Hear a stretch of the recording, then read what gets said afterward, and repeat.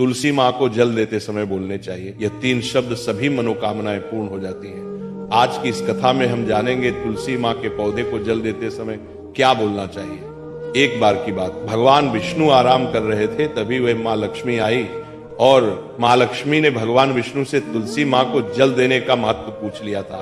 तब भगवान विष्णु ने उन्हें उसका महत्व सुना दिया था। आगे देवी माँ लक्ष्मी कहती हैं, हे स्वामी, आपने मुझे तुलसी माँ को जल देने का महत्व तो बता दिया है, किंतु अब मेरे मन में यह जानने की जिज्ञासा हो रही है कि तुलसी माँ को जल कैसे देना चाहिए। तुलसी माँ को जल देने की सर्वोत्तम विधि कौन सी है तथा तुलसी माँ को जल देने का मंत्र कौन सा है? कृपया आप मुझे इन सभी प्रश्नों का उत्तर दें।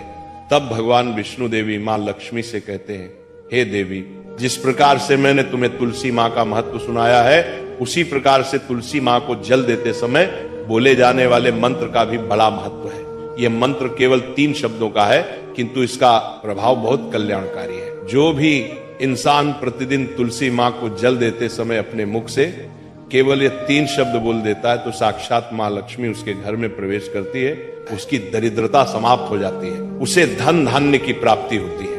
वह मंत्र बताने से पहले मैं आपको तुलसी माँ के इस मंत्र का महत्व सुनाता हूँ। इस महत्व को सुन लेने मात्र से ही इंसान के समस्त पाप नष्ट हो जाते हैं। उसे 1000 वर्षों तक तुलसी माँ को जल देने का पुण्य प्राप्त हो जाता है। इसीलिए देवी लक्ष्मी, आप इस कथा को ध्यान से पूरा जरूर सुने। देवी माँ लक्ष्मी कहती है, हे प्रभु, मैं इस कथा को पूरा अवश्य सुनूंगी, आप मुझे तुलसी माँ के मंत्र का महात्म्य सुनाइए। भगवान विष्णु कहते हैं, हे देवी लक्ष्मी, दक्षिण में एक अत्यंत शोभायमान नगरी थी। उस नगरी में रमेश नाम का एक खोटी बुद्धि का ब्राह्मण रहता था। पापियों का तो वह शिरोमणि था। उसका जन्म एक ऐसे ब्राह्मण परिवार में हुआ था जो पाप कर्म करने वाले शास्त्र ज्ञान से शून्य थे। वह जन्म से तो ब्राह्मण था, किंतु कर्म से वह अत्यंत दुराचारी था। वह न पूजा पाठ करता, न ध्यान करता, न जप, न हवन और न ही मेहमानों का सत्कार करता था। उसके द्वार पर आए मेहमानों को बिना दान किए ही क्रूरता पूर्वक भगा देता था। स्त्री लंपट होने के कारण वह सदैव ही पराई स्त्रियों में आसक्त रहता था। उसे मदिरापान करने की भी आदत थी, साथ ही वह मांस खाया करता था। वह दिन में खेत में काम करके पत्ते बेचकर जीविका चलाया करता था और रात में वेश्याओं का सेवन करता था। इस प्रकार से उसे ब्राह्मण ने अनेक वर्षों तक जीवन व्यतीत किया। फिर एक दिन वो दुर्बुद्धि रमेश बेचने के लिए पत्ते इकट्ठा करने के लिए एक रस्सी की वाटिका में घूमने लगा और पत्ते तोड़ने लगा। तभी एक काल रूपधारी काले सर्प ने उसे ब्राह्मण को काट लिया और उसी समय पर उसकी मृत्यु हो गई।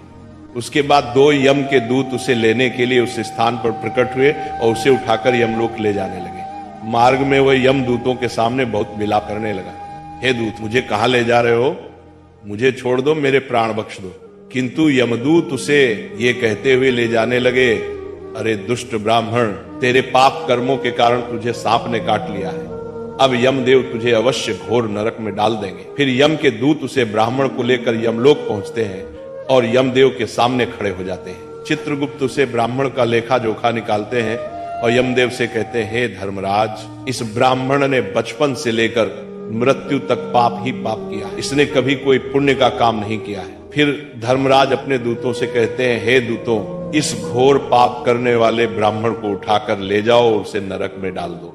फिर यम के दूत उसे ब्राह्मण को ले जाते हैं और नरक की भयंकर अग्नि में धकेल देते हैं। अनेक वर्षों तक नरक में सजा भुगतने के बाद उस ब्राह्मण को दूसरे जन्म में एक बैल का शरीर मिलता है। बैल का जन्म पाकर वह बोझ उठाने का काम करने लगा। उसका मालिक उससे दिन रात काम करवाने लगा। फिर जब उस बैल की शक्ति कम हुई तो उसके मालिक ने उसे एक लंगड़े आदमी को बेच दिया। उस लंगड़े आदमी ने उस बैल को खुद का बोझ उठाने के लिए उपयोग किया। वो उसकी पीठ पर बैठकर घुमा करता था। इस प्रकार से उस बैल ने 8 वर्ष तक उस लंगड़े आदमी का बोझ उठाया। फिर एक दिन वह लंगड़ा आदमी उस बैल की पीठ पर बैठकर किसी ऊंचे पर्वत पर जाने लगता है। उस पर्वत पर बहुत देर तक चढ़ने के कारण वो बैल बहुत थक गया, उसकी शक्ति क्षीण हो गई और कुछ समय बाद वह बैल बहुत जोर से मूर्छित होकर जमीन पर गिर पड़ा और अंतिम सांसें लेने लगा। तभी वहां पर खड़े लोगों को उस बैल पर बड़ी दया आ गई और वे उसके मुख बात कर देखे मूर्छित होकर पानी डालने लगे। फिर उन लोगों में एक पुण्य आत्मा व्यक्ति था। उसने उस बैल का कल्याण करने के लिए अपना पुण्य उस बैल को दे दिया। उसे देखकर अन्य लोगों ने भी अपना अपना पुण्य याद करके कुछ पुण्य उस बैल को दे दिया ताकि उसे मुक्ति मिल सके। उसी भीड़ में एक वेश्या भी खड़ी हुई थी। सभी लोग अपना पुण्य उस बैल को दे रहे थे। यह देखकर उस वेश्या ने भी अपना पुण्य उस बैल को दे दिया। कुछ देर बाद उसे बैल की मृत्यु हो जाती है। फिर उस स्थान पर यमदूत आते हैं और उस बैल के शरीर से उस ब्राह्मण की आत्मा को निकाल कर यमलोक ले जाते हैं। यमलोक ले जाने पर उसे यमदेव के सामने खड़ा किया जाता है और फिर चित्रगुप्त उसका लेखा जोखा देखते हैं तो वे आश्चर्य में पड़ जाते हैं। उस वेश्या के द्वारा उस बैल को दिया हुआ पुण्य बहुत बड़ा होता है। उस पुण्य के प्रभाव से सभी जन्मों के पाप नष्ट हो जाते हैं। फिर यमदेव उस ब्राह्मण के सभी पाप क्षमा करते हैं और कहते हैं, हे ब्राह्मण, उस वेश्या ने तुझे अपना पुण्य देकर तुझ पर बड़ा उपकार किया है। केवल उसी के पुण्य के कारण तुम्हारे सब जन्मों के पाप नष्ट हो गए हैं और यमदेव उसे फिर से इंसान जन्म प्रदान करते हैं। बार वो पृथ्वी पर आकर एक उत्तम ब्राह्मण कुल में जन्म लेता है। उस महापुण्य के प्रभाव से उसे इस नए जन्म में अपने पूर्व जन्म की बातें याद आने लगती हैं। जब वो ब्राह्मण बड़ा हो जाता है तो उसे याद आता है कि पिछले जन्म में जब वो बैल था तब एक वेश्या ने उसे उसका पुण्य दे दिया था। इसीलिए उसके मन में उस वेश्या के बारे में जानने की इच्छा होती है और उसे महापुण्य के बारे में जानने के लिए उस वेश्या का पता लगाकर उसे ढूंढते हुए उसके नगर में चला जाता है। वह वेश्या बूढ़ी हो चुकी थी। फिर जब उसे वो वेश्या मिल जाती है तो वो उसके सामने जाकर उसे बार बार प्रणाम करता है और उस वेश्या का धन्यवाद करने लगता है। वह वेश्या कहने लगती है, हे ब्राह्मण श्रेष्ठ, आप कौन है और किस कारणवश आप मुझ में वेश्या को धन्यवाद दे रहे हैं? मैंने आपका कौन सा कार्य किया है जो आप मुझे नमस्कार कर रहे हैं? तब वो ब्राह्मण कहता है, हे माँ, मैं वही बैल हूं जिसे तुमने अपना पुण्य दे डाला था। अपने पाप कर्मों के कारण मुझे पिछले जन्म में बैल होना पड़ा था। उस पर्वत पर जब मैं मर रहा था तो तुमने मुझे अपना पुण्य दिया था। तुम्हारे पुण्य के प्रभाव से ही आज मुझे फिर से इंसान जन्म मिला है। तुम्हारे द्वारा दिए गए उस पुण्य के कारण मुझे अपने पूर्व जन्म की सारी बातें याद हैं। किंतु हे माँ, मैं आज यहाँ पर ये जानने के लिए आया हूँ कि तुमने मुझे उस समय पर अपना कौन सा पुण्य दिया था जिस कारण से मेरे सभी जन्मों के पाप नष्ट हो चुके हैं। मैं उस पुण्य के बारे में जानना चाहता है। तब वेश्या ने कहा, हे ब्राह्मण श्रेष्ठ, मैंने तो अपने जीवन में कोई पुण्य के काम नहीं किए हैं, किंतु मेरे घर में एक तोता है जो पिंजरे में रहकर हमेशा कुछ बोलता रहता है, जिसे सुनकर मेरा अंतकरण पवित्र हो गया है। उसी तोते के द्वारा बोले गए मंत्र का पुण्य मैंने तुम्हें दान में दिया था। फिर वह वैश्य और वह ब्राह्मण उस तोते के पास जाते हैं और उसे पूछने लगते हैं, हे शुक, तुम कौन सा मंत्र बोलते रहते हो जिससे हमारे जीवन का उद्धार हुआ है? यह मंत्र तुम्हें किसने सिखाया और इस मंत्र का क्या अर्थ होता है? तब उस तोते ने अपने पूर्व जन्म का वृतांत सुनाना आरंभ किया। वह तोता कहने लगा, हे ब्राह्मण श्रेष्ठ, पिछले जन्म में मैं एक ब्राह्मण था।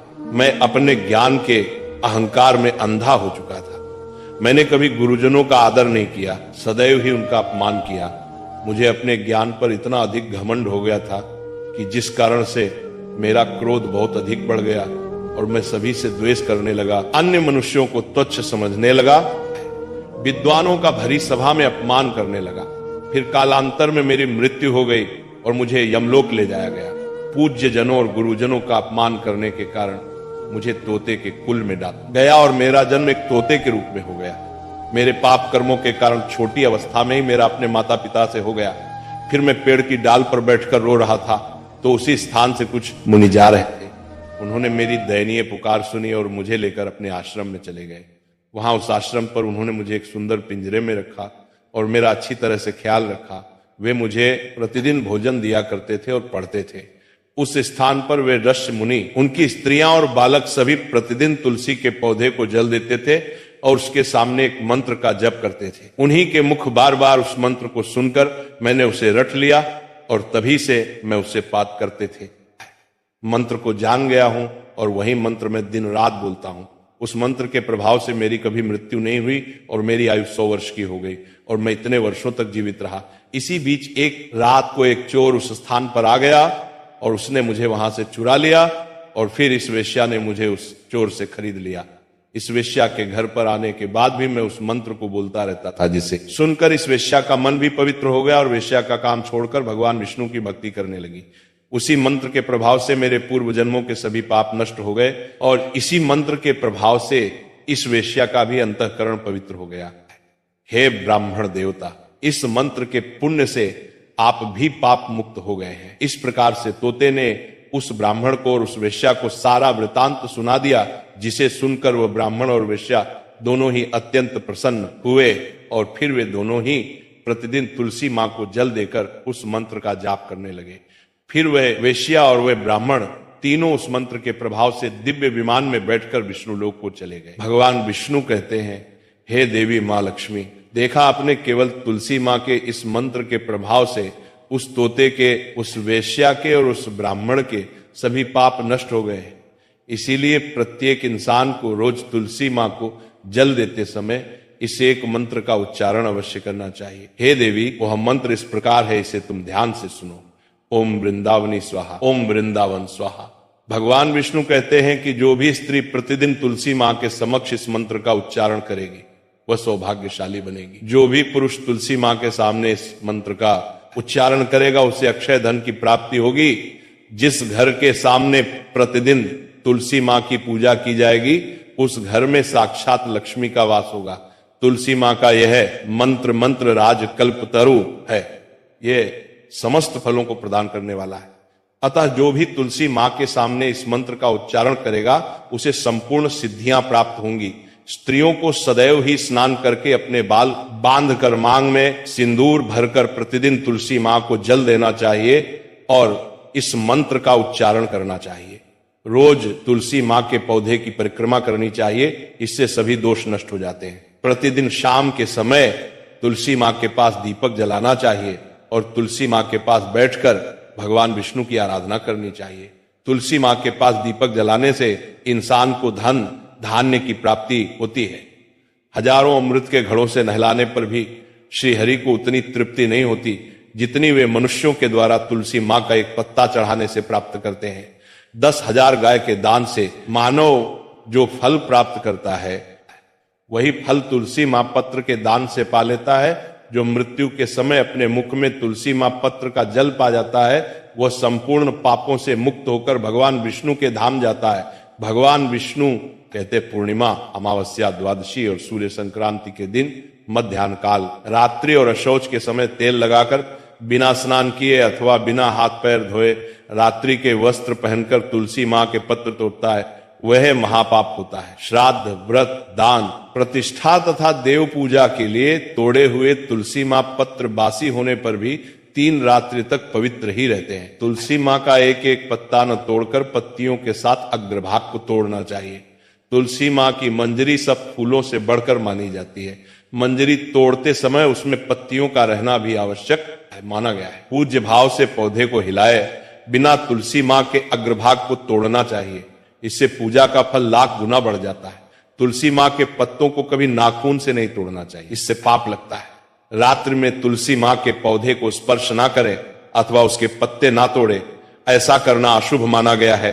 रात्रि में तुलसी मां का पौधा निद्रा अवस्था में होता है, ऐसे में पत्ते तोड़ने पर पाप ही लगता है।